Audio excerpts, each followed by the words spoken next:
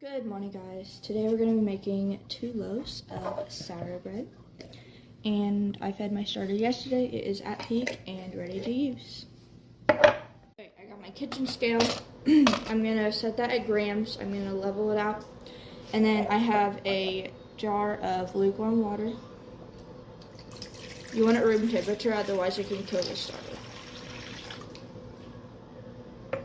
Okay, that's 350 grams. I'm going to level that out, and then I'm going to add in 100 grams of starter. And then I'm going to do the same. I'm going to mix it up. And then I'm going to add 10 grams of salt.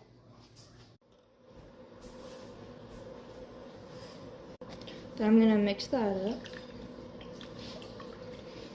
And then I'm going to do 500 grams of unbleached flour. It can be all-purpose or bread flour. And it does not have to be King Arthur. That's just what I have.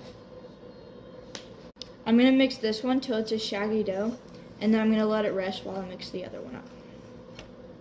This is what I mean when I say a shaggy dough. So I'm going to put the lid on top and let it rest while I mix this one up. Also, I'm letting it rest a little bit because the more it rests, the better it'll turn into more of a dough for stretch and folds, so it doesn't fall apart. Also, off camera on the other dough, I was doing this before I let it rest. So I'm going to let this one rest while I do a set of stretch and folds on the other one. Alright. I'm going to pull up, I'm going to fold, and then I'm going to pull up and fold down. I'm going to do about 10 of those, and then I'm going to let it sit for 30 minutes.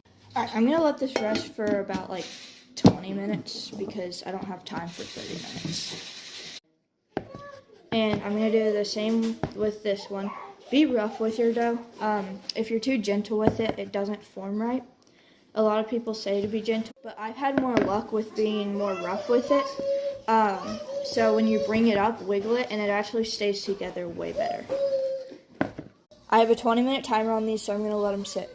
Alright, so it's been 20 minutes, so I am going to do the stretch and folds on both of these.